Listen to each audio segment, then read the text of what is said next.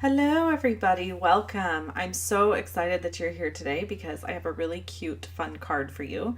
Tomorrow is Halloween, so I thought I would end the Halloween season with this cute card. So I used this little piggy stamp set and Spooky Cat, and I'm just gonna start off by telling you that this card made me cuss a little. I love Jesus, but I cuss a little, people. And this card just did not want to come together the way I wanted it to come together. It was very frustrating. So that happens. I edited out most of the drama because, frankly, you don't want to see that. You don't need extra drama in your life. And the video was 40 minutes long. So you're welcome. Now it's an 8-minute video. I'm using my Misty tool here to do my stamping. So we're doing stamping and masking. My big idea was to use this fun little wonky witch hat to stamp on top of the pig's head. So when you are masking, you want to stamp whatever image you want in the front first, so that item can get masked and stay towards the front. So I stamped this first, and then I recognized that, okay, I'm going to have to stamp the hat and cut a mask for the hat. What you haven't seen here is that this is the 4th time I've done this. Yeah, I cut all of the first part out because who needs to see me doing this 4 times? So for whatever reason, I had the hardest time getting the pig's head lined up with the hat. And then I made this mistake twice where I didn't take out the black piece. So you have this little foamy black piece under your stuff when you're using photopolymer, but then when you're using a clean, clear stamp, not a clean, clear stamp, I'm sorry. When you're using a red rubber cling stamp, you have to remove that little black foamy piece so that your door will shut all the way. So you're seeing all this lag time, and I left this part in because I wanted you to see how long it took me to get all of this right. It was horrible. So I lined up the ears so that I wanted the ears to be tucked mostly under the hat. So the only way to do that was to line it up and hope that when I stamped it, it would be under there. Now, in hindsight, what I should have done is stamped the pig on a piece of acetate, like clear paper, and put it down, and then I would have been able to line up where the pig needed to be in order to stamp correctly under the hat. But I digress. I didn't do that. You did see there that I masked out the little sentiment under this pig that says "this little piggy," because I didn't want that sentiment underneath there.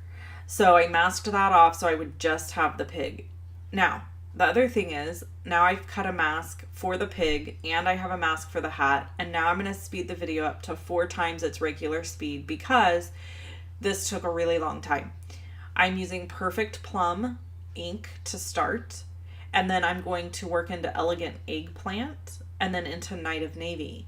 But in order to make all this blending nice and smooth, it takes a long time, and you have to use a really light hand.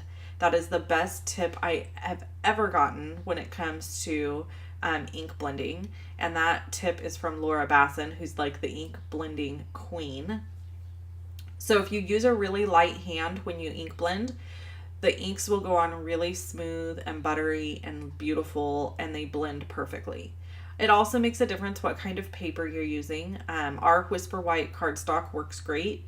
For ink blending, the thinner Whisper White cardstock works better. And then the Whisper White thick cardstock, Stampin' Up's Whisper White thick cardstock works well too. So you can see here, I had a lot more trouble getting my blue to go down, my Night of Navy to go down, than I did the other 2 colors.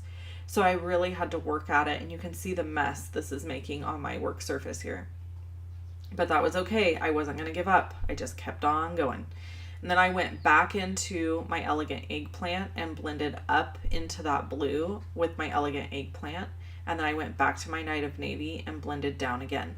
I don't think I show that here, but I did do that. So now I'm trying to decide what colors I want to use on the bottom. So first I have to reveal the pig in the hat because, you know, it's like Christmas. So I decided I was going to go with smoky slate blends and do my light and dark. So the light, I just ran all the way across the bottom and colored it. And then the dark, I went in and did a whole bunch of little dots because I wanted to provide some texture to the bottom of this card, like the ground that he's standing on. And I kind of wanted it to look dark and shadowy. This would be kind of as if he was standing on grass, but I don't want it to be like brightly lit grass because there's no moon in this image. I didn't add a moon, and there is no light source really. So it's just kind of this dark, moody card. So now I'm using the Pink Pirouette light and dark blends, Stampin' blends. These are the new Stampin' blend markers that I'm using. And I really had a hard time getting happy with my shading because there's no light source. And so I realized part of my problem was there was no light source. So I couldn't pull a shading area the way I normally would. So I ended up putting a whole bunch of dots on it and then going back over it with my light Pink Pirouette. And then I brought in my Calypso Coral and added some shading just under his belly, on his nose, and in a few places. And then I went over him again with my dark Pink Pirouette. So I used my dark Smoky Slate for his hooves, and then I used the green Old Olive Stampin' Blends marker for his hat.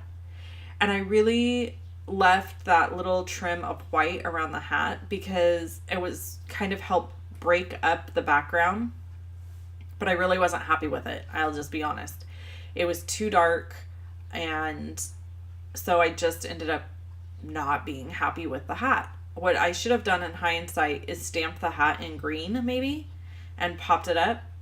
But what I ended up doing is stamping the hat in black and then adding dimensionals to the hat and covering the hat that was already there to kind of make this hat stand out a little, which it still doesn't in the video, but in real life you can definitely see that it's there and you can see the difference. So I took my Smoky Slate marker and I went around the edges of the hat to cover up any white edges.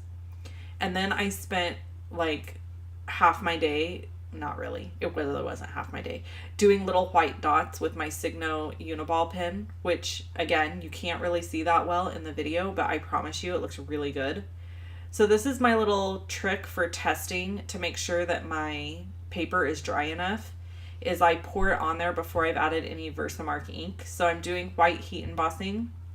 I did the Happy Halloween sentiment, and this is Hero Arts white embossing powder. It's not Stampin' Up's white embossing powder, and I feel like I have to say that to you, otherwise I'm not being honest.